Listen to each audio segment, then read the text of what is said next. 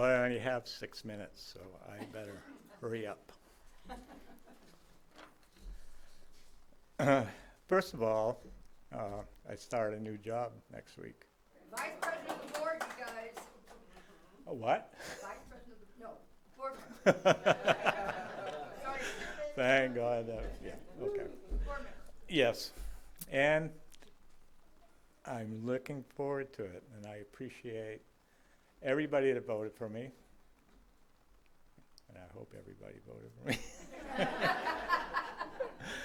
So, yeah, it's going to be a fun way to provide service to my community. I think it's important to do that. So I'm hoping that you guys will make me work. Oh, we will. Okay, yeah. You'll have my telephone number, okay, and my email. So text me or email me, whatever. So,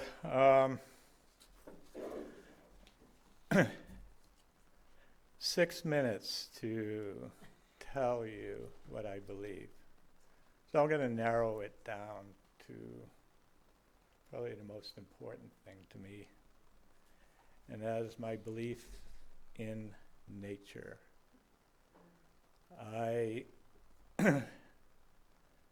And also my belief in science, because, and not all science, but science that has taught us about nature, that has given us so much to consider and ponder. And so Mother Earth, created by nature, nature, the manifestation of the Creator, is in serious trouble. And I'm hoping that one of the things I can do when I'm on this board is help to see what we can do to aid Mother Earth in making things better, because I think that's our duty as members of the planet.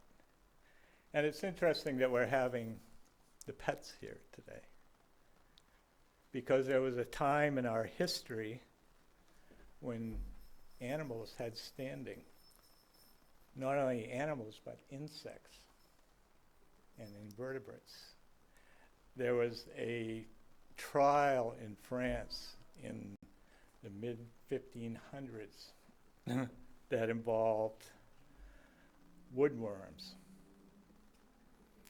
These woodworms were responsible for the death of the archbishop, which was a serious thing, you know. So rather than eradicate them and without any hearing, because of the way that the church viewed life at that point, they figured that we should have a trial and determine what the punishment should be for these woodworms for killing the archbishop. And the way that they did is they ate his chair and he sat in it and fell over backwards and hit his head. So, so they held a trial, and they determined that the woodworms are only doing their job. And so they had a get together with all the parishioners, and they removed every woodworm from the church and brought them across the road to the forest, which was nearby. So that they were banished, basically. That was the punishment. But the thing is, at that point, there was an understanding that, you know, animals, everything had standing in our legal system. It's not true today. So Anyway, need a little bit of water here. I grew up on an island in Maine. And most of the occupations centered around harvesting resources from the sea. And my family goes back generations as farmers and fishermen.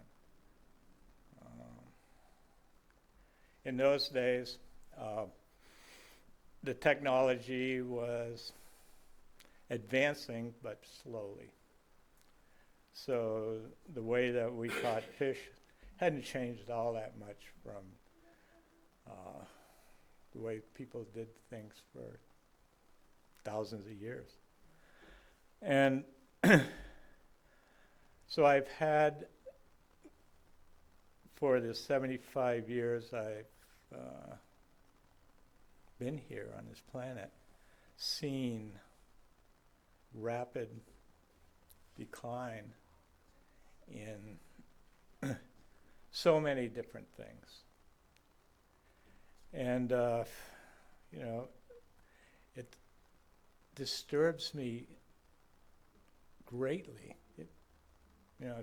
Sometimes I wake up in the middle of the night and I'm just wondering, what happened? Where did we go wrong? Because we are in serious trouble. The woodworms no longer have standing. And so, I read a lot, trying to figure out, what happened. And as far as I can tell, there was a period approximately 5,000 years ago where a certain part of the population of the earth, and there wasn't all that many people there 5,000 years ago, but they resided in what is now Iran. And according to studies that have been done, there was a mass movement among what they called the Aryan Iranians to establish a patriarchal society. Now, that particular decision had massive ramifications then, and as those people advanced westward into Europe, eventually to islands of Britain, and finally to the shores of the Americas, they brought with them the ideology of patriarchy.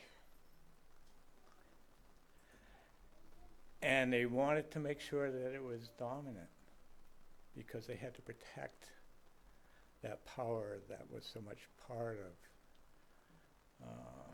of that particular theory, that particular way of looking at the world. So, and it's turned into a very serious problem. And we can see that today. But at the same time, there's been a counter revolution that's started, I think it's always been there, but it's come to the forefront because things have gotten so serious. So I think that as members of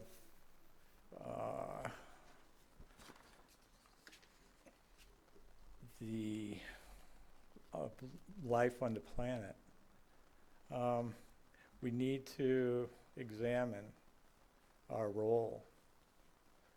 We need to support Gaia, the earth, the mother. And and patriarchy needs to take a back seat. Okay? Because you can't run the show forever, especially if you're running it into the ground, you know. So I believe in Mother Nature. I believe in Mother Earth. It's such an incredible place.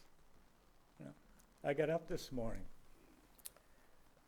walked down the path to the lake that we live on, Clearwalks Lake, and there's a nest of ospreys.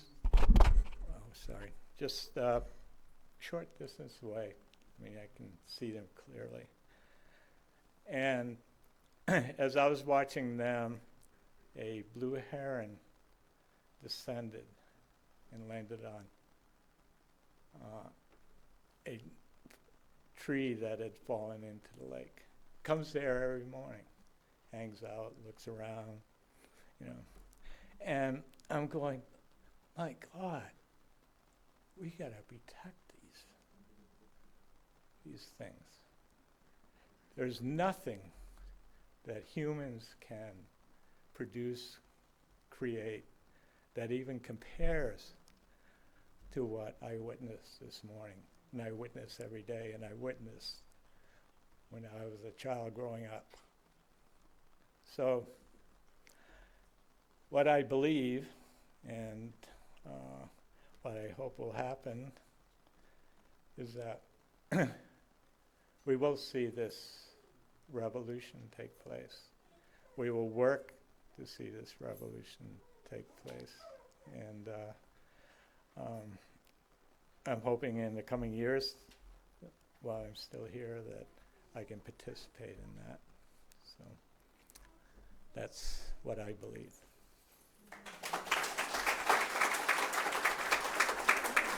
Is it 6 minutes?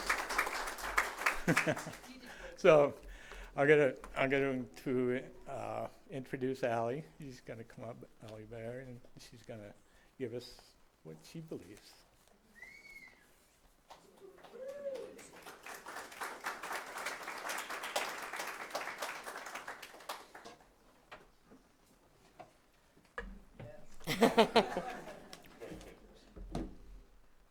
Good morning, everyone.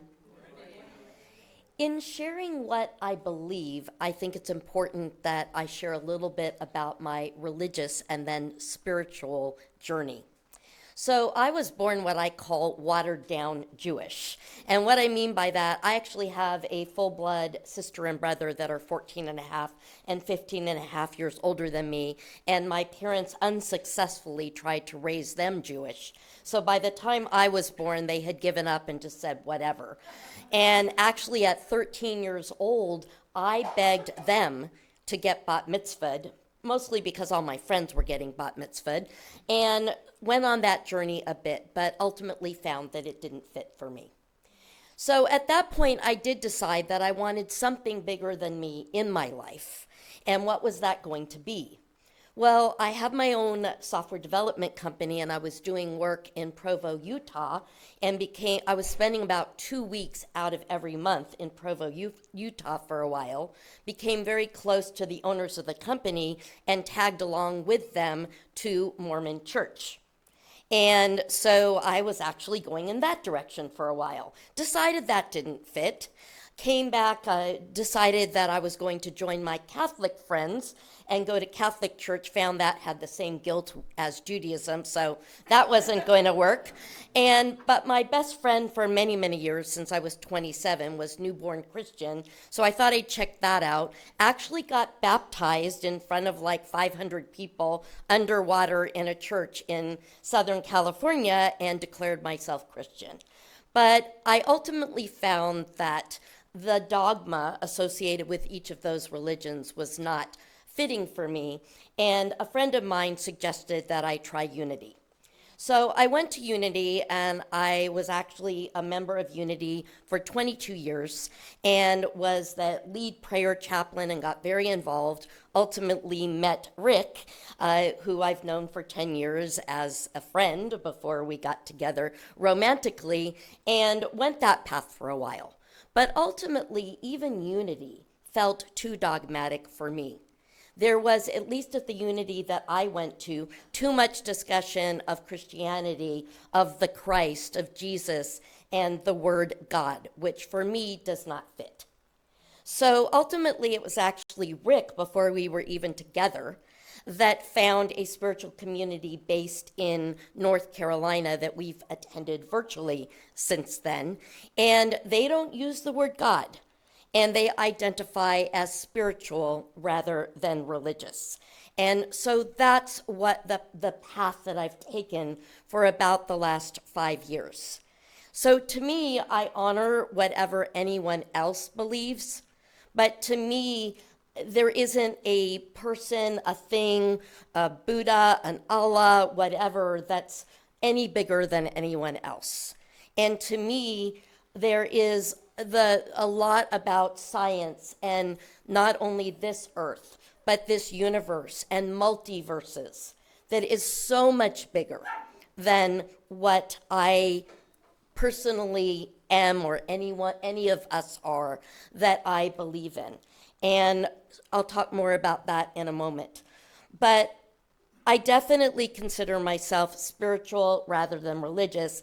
And one of the pivotal moments for me, we were attending a seminar in North Carolina with our spiritual leaders. And there's actually a YouTube that's about 20 minutes long, but it's an atheist sharing how there were thousands of religious leaders in that meeting, in that conference. And he said, if any one of you is right, there's thousands of religions in the world, that means the rest of you are wrong.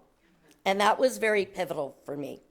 One of the things that I really enjoyed about Unity that I've then taken to a bigger level with my current spiritual group are the Unity 12 powers, which, if you're not familiar with them, are faith, strength, love, imagination, power, understanding, wisdom, will, order, release, seal, and life. And I've learned them a lot from the practical perspective rather than a theoretical perspective. But the group that we share in virtually believes in a 13th power. And the 13th power is questioning unquestioned answers, which, if you think about initially, can be a real mind thing. But to me, what that means is that so many people in religious communities don't even question what they're brought up with. And what Rick and I both do is we're constantly questioning, and that never ends, but it constantly changes. And so I'm very open to anything, to learn anything. I learned a lot at the service last week. It's a constant learning process. I also think very strongly about what we call little s versus big S. The little s is just my little skin school self walking around on this earth plane. But the big S is my spiritual self. And that's the part that not only goes beyond the skin school, but possibly came from some completely different universe, and possibly will go on to some completely different universe. There is no geography in spirituality, and I believe very strongly in that. I also believe how important languaging is. What I say is very much what determines what happens in my life and what I feel and think. I believe in faith it till you make it, which means that if something isn't feeling good, faith can conquer anything. I believe in harmony, gratitude, kindness, and love, and focus on those. Going to the gas station at Fred Meyer and making the day in some little way for that person that is filling my tank with gas. In fact, I choose to let someone else fill my gas, not to be lazy, but because I can make a difference in their day. And as I said, I believe very much and make important a priority in my life to study the bridge between science and spirituality and how we can make a difference in this life and how I can evolve myself as a human being and a spiritual being so that I can make a difference on this earth and in this life and this skin school experience, so that when I go on to my next one, wherever that is, I will be able to make even more of a difference in my next one. Thank you for listening.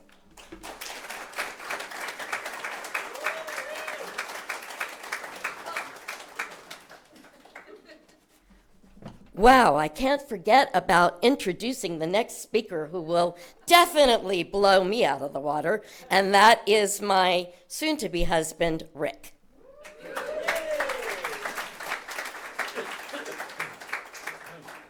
I'm the butler and ditto. Thank you, what she said.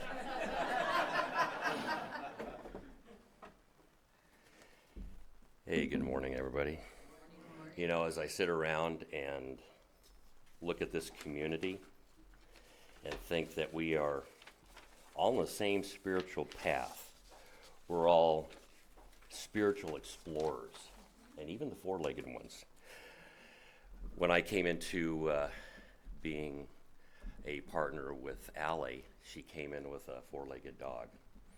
And in the career I grow up, I'm kind of very, I would say, no, I can't use that word in front of people. I'm very ADHD. So that dog actually really taught me a lot. I learned about patience and love. So I believe, let me put this timer on, so just quickly, it won't go off. Anyway, I believe. I also look at a few words with I believe. And there's a knowing and there's an understanding. We all have that. If you're praying and meditating, you have that feeling that goes beyond I believe. There's just a knowing, a sense of that etherealness, that essence, that divine essence. So, like Allie, I am spiritual. I'm not religious. I grew up in a spiritual background, and I did a lot of studying in different principles and religions, Buddhism, Hinduism. I looked at what is best for me, and that's part of being a spiritual explorer. We're all spiritual beings and living a human experience fully. We're all fully spiritual and we're fully human. And we live here in this, quote, skin school, working through our journey. And it's our journey together and separate. So I'm going to start with the word God. That's one thing that I do not really use. It is a word that to me is, let's say that God is global, omnipresent divinity. That's 3 letters, G-O-D. I don't believe in an anthropomorphic entity that's in the sky, in the cosmos. I believe that we are the ultimate reality, which is the ground of all beingness, manifest and unmanifest. Something to think about there. We're all fully a part of the universe. I am very much into science and spirituality, especially with quantum physics and quantum mechanics. Quantum physics is now up to 28, there are actually 28 different universes, as they say. 28 now. They're up to 28. And as you know, with science, it's a theory, it's a principle. But with scientists, quantum mechanics and quantum physics are more on our line with everything now. So we're fully part of the universe. We're like a wave in the ocean. We're all waves, but we're all part of that wholeness, that ocean. I call that universal harmony. Our divine nature is our higher self, universal self, local and non-local. So we have a capital S self, which is our spirituality, and our human self, which is a small s. So one of the things I like is a Buddhist principle or a practice. It's called the four immeasurables, or they call it four boundless qualities which have no measure. That is loving kindness, compassion, joy, and equanimity. Now, with joy, it can be joy for yourself or joy for others, like our new board member. I'm really happy for him. There's receiving and giving. I know that a gracious receiver is as important as being a giver, because you're allowing that giver to give and you're a gracious receiver. Thank you or you're welcome. Simple. I don't do the at no problem anymore. Oh, thank you. You didn't need to do that. Thank you. I appreciate that. Be generous with your forgiveness, because it's a gift that you give yourself. We're our own worst critic. And believe me, I am. So it's easy to forgive somebody else, harder to forgive myself. Prayer and meditation to me is so important. That's part of my spiritual daily practice. I call it meditation is medication. I take my medication every day. Really, the bottom line is in the spiritual practice and all the science, and I'm like Jim Henry, I like to read, I like to study. All the spiritual and scientific stuff, it's really about simplicity in our spiritual life. Life in every breath. It's gratitude. I'm always grateful. I practice trying to be grateful. Sometimes it's not easy. So sometimes I'm my own worst critic. One of the things I do with gratitude, when I take a shower in the morning and I finish a shower, I touch the shower. I bless my house and I go out forward. Where did this water come from? Where are the people that work with the water? So I send the blessing outwards. It's a gratitude, simple things, like when we bless our meal. So one of the things I was talking about with different multiverses that have come in science, quantum physics and quantum mechanics have been working in science with consciousness. They know that there is consciousness, and I'm talking more capital C consciousness. They have studies that they do not know where this consciousness comes from. There's the brain and there's the mind, but that unconsciousness that we have, it's somewhere, they don't understand it yet. They're still working on it. And these are scientists, and it's kind of nice to see that science and spirituality, are coming together. The one thing, and I won't go over that, is questioning unquestioned answers. If you don't believe something, question it, fact check it, see if that religion or what somebody said is working in your favor. If it doesn't click, if there's a little red flag, you look at that dogmatic belief, especially in religion, question it. Have it come towards you the way you want it to. To me, daily spiritual practice is my daily nourishment. I see everything through different lenses when I take the time to settle within myself, to be equanimous within myself and other people. Just so you know, it takes 13 muscles to smile and 50 muscles to frown. This means it's easier to be cheerful than grouchy. We can have regrets from the past or worries about the future, but I like to try to stay in the present moment because it's our time zone. The present moment is our time zone. A modern term for that, which everybody has heard, is mindfulness, but it's just being in that present moment with yourself and other people, being mindful. And self-care, capital S self-care, which is your spirituality, and small s self-care are as important as the air we breathe. We need to really take the time for self-care, maybe doing instead of being. So these are the things that I believe. And with a lot of them, I'm starting to realize there's more knowing and understanding as you practice. So that's my spiritual explorership.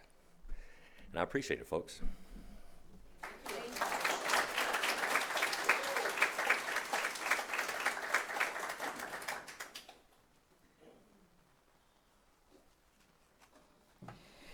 Wow. Thank you, Jim. Allie, thank you. And Rick, thank you very, very much. I learned a great deal from you. I was taking some notes because you've given me an opportunity to think about who I am and how I be in the world, the capital B, you know. And so thank you for that. I took some notes. I appreciate it. Excellent, right? So we will, yeah, thank you.